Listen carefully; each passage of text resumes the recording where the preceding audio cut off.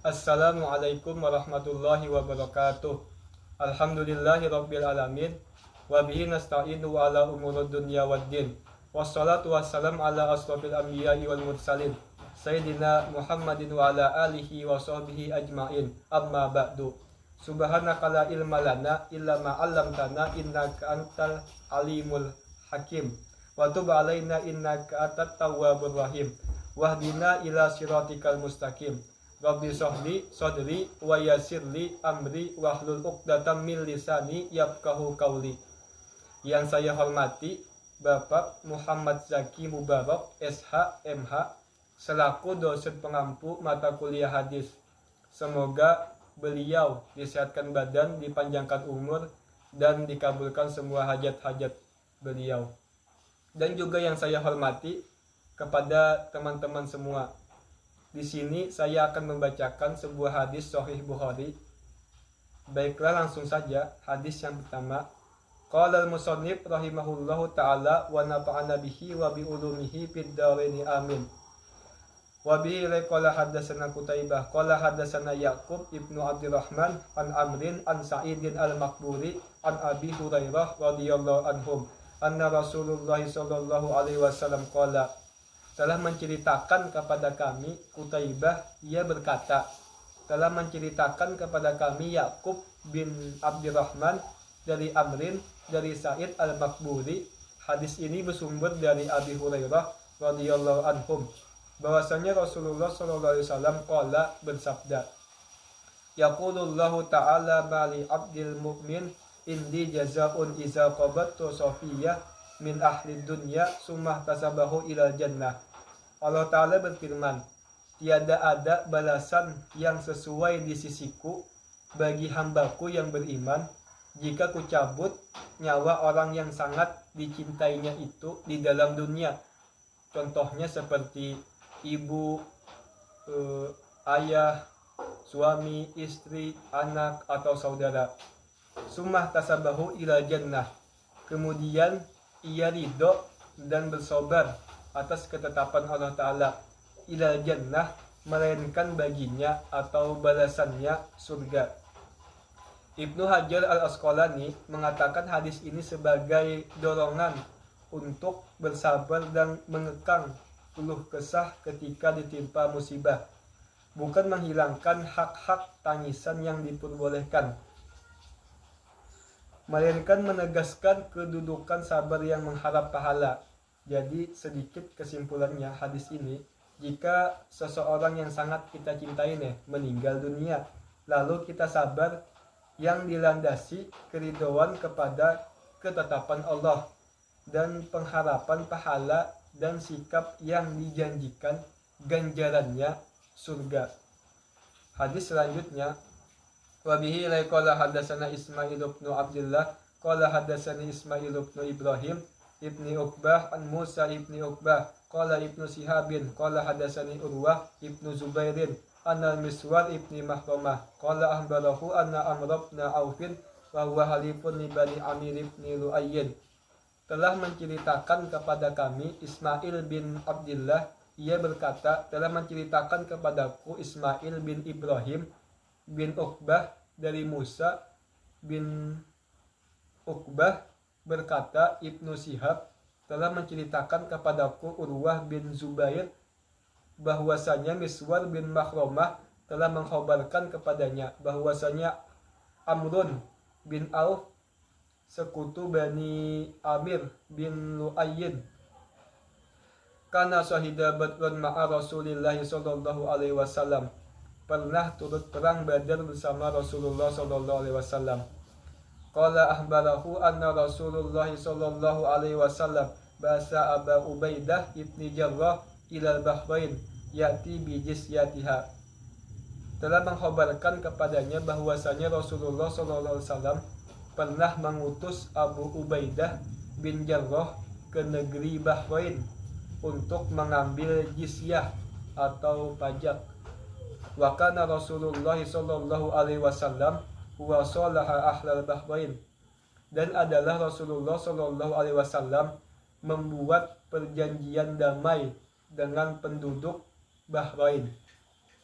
wa amara alaihim al-Ala'a ibn al-Hadrami faqadima Abu Ubaidah bimalin minal Bahrain.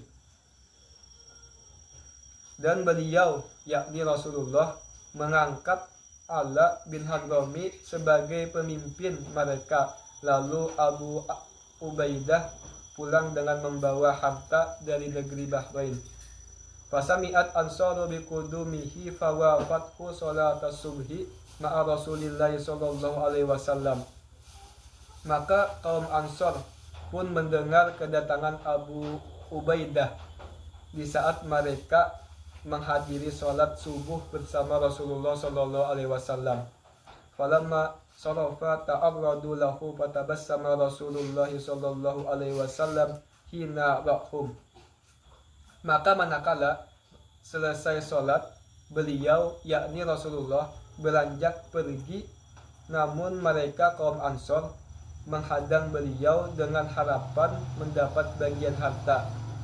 Fatabassama Rasulullah sallallahu alaihi wasallam, maka Rasulullah sallallahu alaihi wasallam tersenyum saat melihat mereka. Wa qala azunnukum sami'tum bi qudumi Abi Ubaidah wa annahu ja'a bi syai'in qalu ajal ya Rasulullah. Dan Rasulullah bersabda, kusangka kalian mendengar kedatangan Abi Ubaidah dengan membawa sesuatu. Mereka menjawab, qalu ajal ya Rasulullah, benar wahai Rasulullah. Qala fa'absiru wa amiru ma yasurrukum fa wallah mal faqra ahsa alaikum. Rasulullah bersabda, bergembiralah dan berharaplah terhadap sesuatu yang dapat memudahkan kalian. Demi Allah, kata Rasulullah, bukan kemiskinan yang aku takutkan kepada kalian, walakin ahsa alaikum antum satu alaikum mud dunya. Akan tetapi yang aku takutkan kepada kalian, bila mana dunia dibentangkan untuk kalian, kama busitot ala man kana qablakum, sebagaimana halnya dibentangkan kepada orang-orang sebelum kalian. Fatanafasuha kama tanafasuha wa tulhiyakum kama alhathum. Lalu kalian berlomba-lomba meraih sebagaimana mereka berlomba-lomba, sehingga dunia itu membinasakan kalian seperti halnya mereka binasa. Kata Ibnu Hajar al-Asqalani rahimahullah, hadis ini maksud dari mal faqru ahsa alaikum. Rasulullah SAW tidak khawatir umatnya binasa karena kekurangan harta, sebab kefakiran dapat dihadapi dengan sabar dan ketabahan. Justru yang lebih berbahaya adalah kelapangan dunia yang membuat hati terpaut. Dan juga maksud dari watul hiyakum kama alhathum adalah kelalaian ini berupa lupa melupakan akhirat, lalai dari ibadah, sibuk dengan harta, dan terfitnah oleh kenikmatan-kenikmatan dunia hingga meninggalkan kewajibannya. Jadi sedikit kesimpulan hadis ini. Hadis ini adalah menjadi dasar moral bagi umat Islam agar berhati-hati dengan kenikmatan-kenikmatan dunia. Menikmatinya boleh saja, tetapi jangan sampai melalaikan dari tujuan akhir, yaitu akhirat. Hadis selanjutnya, wa bihi qala haddatsana Qutaibah ibnu Sa'idin qala haddatsana Lais bin Sa'din an Yazid ibni Abi Habibin an Abi Khairi an Uqbah ibni Amirin radhiyallahu anhum anna Rasulullah sallallahu alaihi wasallam kharaja yawman fa shalla ala ahli al-ukhudin salatahu alal mayyit summan sarafa ilal minbar. Telah menceritakan kepada kami Qutaibah bin Sa'id, telah menceritakan kepada kami Lais bin Sa'din dari Yazid bin Abi Habibin dari Abil Khairi dari Uqbah bin Amirin radhiyallahu anhum, bahwasanya Rasulullah sallallahu alaihi wasallam kharaja yawman fa shalla ala ahli al-ukhudi salatahu al mayyit. suatu hari beliau keluar dan mensolatkan terhadap para syuhada yang tewas di perang Uhud.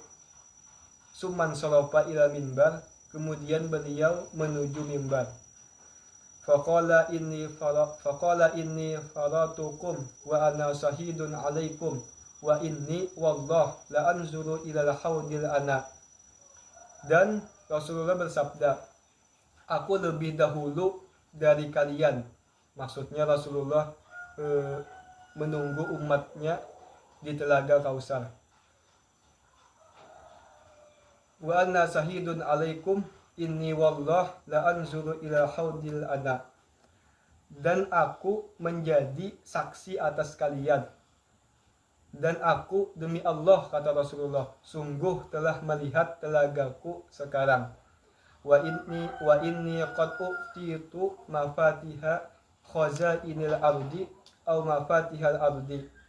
Dan aku diberi kunci-kunci perbendaharaan bumi, au mafatihal ardi, atau kunci-kunci bumi. Wa inni wallah ma akhafu alaikum an tusriku ba'di.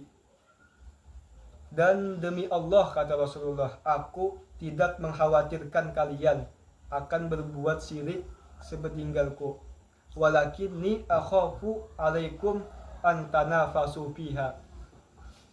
Akan tetapi yang aku takutkan atas kalian adalah kalian bersaing atau berlomba-lomba terhadap kekayaan-kekayaan dunia. Jadi sedikit kesimpulannya hadis ini menegaskan bahwa bahaya terbesar bagi umat bukan kemiskinan atau syirik menyeluruh, melainkan fitnah harta dan dunia, karena menyebabkan umat saling bersaing dan melupakan akhirat. Mungkin itu saja yang dapat ulun sampaikan. Salah kata atau pemahaman mohon dimaafkan. Wabillahi taufik wal hidayah. Assalamualaikum warahmatullahi wabarakatuh.